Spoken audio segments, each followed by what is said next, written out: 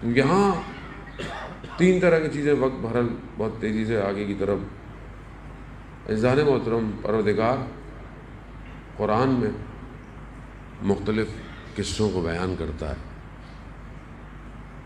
تین چیزیں کہ جس کے لیے خود سید الشہداء بھی فرماتے ہیں انسان یا تو رشد کرتا ہے یعنی اوپر کی طرف جائے گا, آگے کی طرف بڑھے, یا پھر راکد ہے, رکا ہوا ہے, اور تیسرا منحوت ہے یعنی حبوط یعنی نیچے کی طرف گرا ہوا ہے. یہ تین چیزیں ہیں. ہم اپنی زندگی میں دیکھیں ان تین چیزوں سے خالی نہیں ہے. امام حسین علیہ السلام اللہم صلی علی محمد, امام نے بعض خط لکھے لوگوں کو جو امام کے فرامین ہیں, اس میں امام نے کہا کہ میں تمہیں اس راستے کی طرف ہدایت دینا چاہتا ہوں تاکہ تم رشد کرو. جو امام کے ساتھ شامل ہو گیا وہ رشد کر گیا, جس میں سے بہترین مثال حضرت حر کی ہے, یعنی رشد کر گیا یعنی آگے کی طرف نکل گیا. ایک راکد ہے یعنی وہیں کھڑا ہوا ہے, نہ آگے جا رہا ہے مجھے. امام نے کئی لوگوں خط لکھے, کئی لوگوں بولا, نہ انہوں نے دشمن کا ساتھ دیا نہ امام کا, لیکن راکد ہونا مقدمہ ہوتا ہے گرنے کے لیے. یعنی انسان جب تباہی کی طرف گرے, کچھ لوگ تھے جو امام کو جانتے تھے, امام کو سمجھتے تھے, مگر امام کے مقابلے میں آ گئے. یہ تین طرح کے کردار ہیں جو کربلا کے آس پاس موجود ہے. ہم اپنی زندگی میں دیکھیں, ہم رشد کر رہے ہیں, راکد ہیں, کہ خدا نخواستہ نیچے گر رہے ہیں. قرآن سورہ اعراف میں غالباً آیت نمبر 176 میں پروردگار ایک قصہ بیان کر رہا ہے. حضرت موسیٰ علیہ السلام کا رشتہ دار لگتا ہے, بلم باورا, بہت بڑا عالم ہے, ہاتھ اٹھاتا ہے دعا پوری ہو جاتی ہے, ہاتھ اٹھاتا ہے دعا پوری, مگر اپنے زمانے کے ولی کے مقابلے میں آ گیا. کس کے بہرحال کہتے ہیں اپنی زوجہ کے کہنے پر, دنیا کے کہنے پر, بہرحال آ گیا. قرآن اس کے بارے میں جو الفاظ کو استعمال کر رہا ہے جان محترم, ہمیں اس کو توجہ کی ضرورت ہے. بہرحال میں آپ کے سامنے آیت کا یہ پہلا حصہ پڑھ کر دکھاؤں تاکہ کلام الہی کو ہم سمجھنے کی کوشش کریں. پروردگار کہتا ہے کہ وَلَوْ شِئْنَا لَرَفَعْنَاهُ بِهَا, ہم چاہتے تھے کہ ہم اسے اوپر لے جائیں, رفعت دیں, ہم چاہتے تھے اسے اپنی آیتوں کے ذریعے سے اوپر لے جائیں. وَلَكِنَّهُ أَخْلَدَ إِلَى الْأَرْضِ, مگر وہ زمین پہ چپک گیا خود. قرآن ہے سارے ہوتا. ہم تو جو باتیں کریں ہوا میں بکھر جاتی ہیں, کلام الہی ہے. خدا کہہ رہا ہے کہ ہم اسے اوپر لے کے جانا چاہتے تھے. مستجاب الدعویٰ تھا, ہاتھ اٹھاتا تھا دعا پوری ہو جاتی تھی. اور یہاں ہم لوگ بعض کہتے ہیں ہماری دعا کیوں نہیں پوری ہوتی, ہماری دعائیں کیوں ہو جاتی ہیں. عزیزان محترم, کچھ گناہ ایسے ہیں کہ وہ دعاؤں کو آسمان سے نیچے پھینک دیتے ہیں.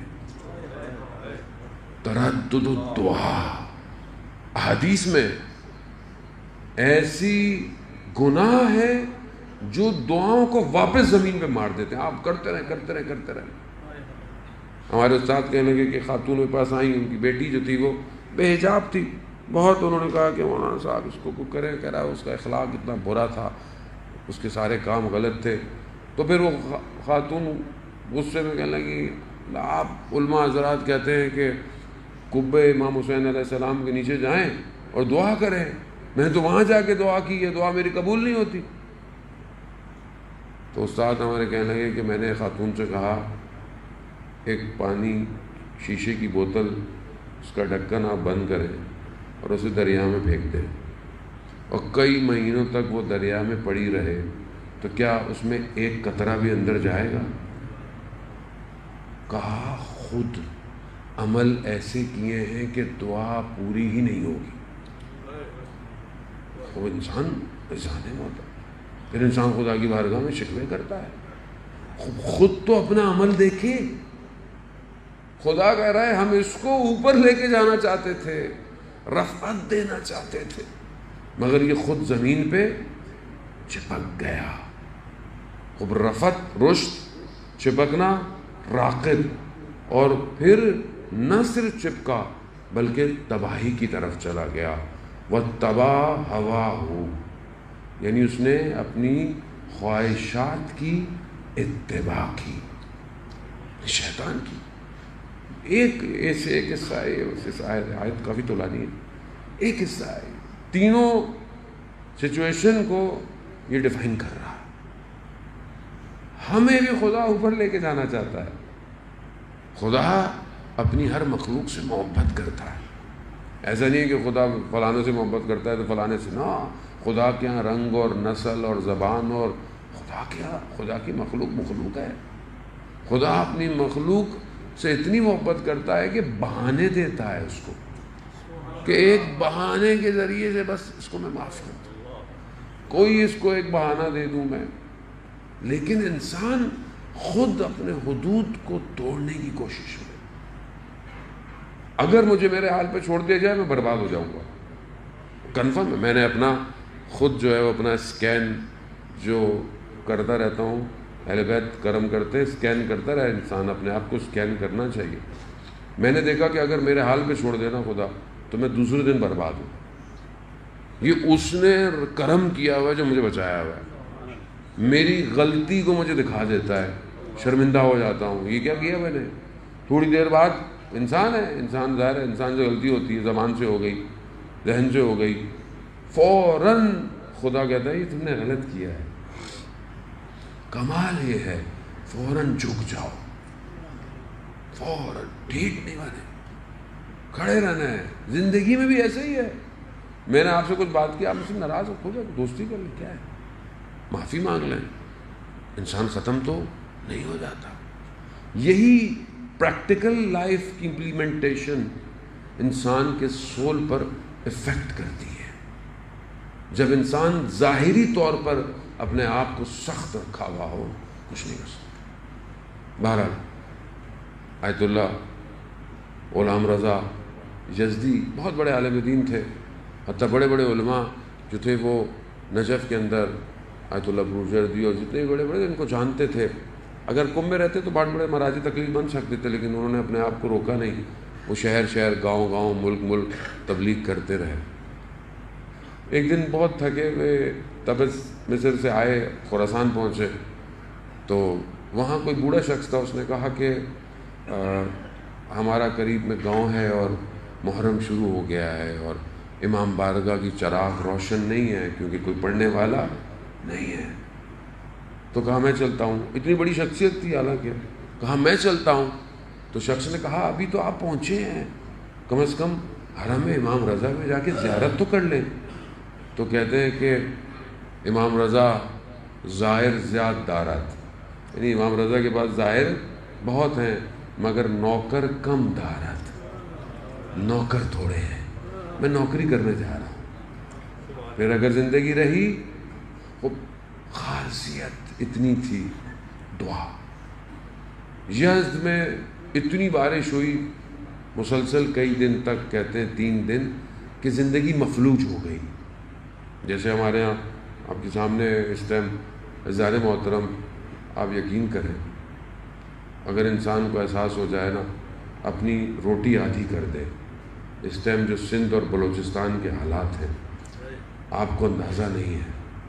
2005 کے زلزلے سے بدتر سچویشن ہے. لاکھوں گھر ڈوب چکے ہیں، گاؤں کے گاؤں ختم ہو گئے ہیں. اصل جگہ نہیں ہے، سر ڈھانپنے کی جگہ نہیں ہے. جہاں جہاں لوگوں نے مسجدوں میں پناہ لی تھی، کوٹی جی میں 100 لوگ مسجد میں تھے، مسجد کی چھت گر گئی، 40 لوگ وہیں شہید ہو گئے. بلوچستان کے اندر کہیں پر حالت یہ ہے، کھانے کو نہیں ہے. این جی اوز، آرگنائزیشن، ملک حکومت کو تو آپ کو پتہ ہے، اس کو تو اپنی حکمرانی ٹی وی ٹی وی پہ آپ دیکھیں نا سیٹوں کے مسئلے، تو خدا ان کو یا ہدایت دے، کچھ اور تو بول نہیں سکتے ورنہ پھر آپ کو کوئی ایف آئی آر کٹ جائے گی، خدا ہدایت دے ان کو. یعنی آپ انسانیت مر رہی ہے. ابھی ویڈیو دیکھی میں نے لاڑکانہ میں، ڈی سی جو ہے وہ جو راشن کا سامان آیا، ٹینٹ آئے، اس کو بیچ رہا ہے. یار انسانیت تو ہو. میں یہاں پہ کھڑے ہو کے چلو بیچ دوں، مجھے نہیں پتا معلوم، وہیں پر پانی میں لوگ ڈوب رہے ہیں. پورا خیرپور شہر ڈوب گیا ہے، 80 گھنٹے بارش ہوئی ہے. کوئی خوف نہیں ہے، کسی حکمراں کو کچھ نہیں ہے، ہل نہیں رہا کوئی. عذاب نہیں آئے تو کیا ہے جانے محترم، مجھے آپ بتائیں. وہاں بہرحال آپ کوشش کریں جتنا آپ سے ہو سکتا ہے جانے محترم، یعنی واقعا اپنی طرف سے تو کوشش کریں. اور جو رجسٹرڈ آرگنائزیشنز ہیں کام کر رہی ہیں، آپ ان کے پیجز پہ جائیں.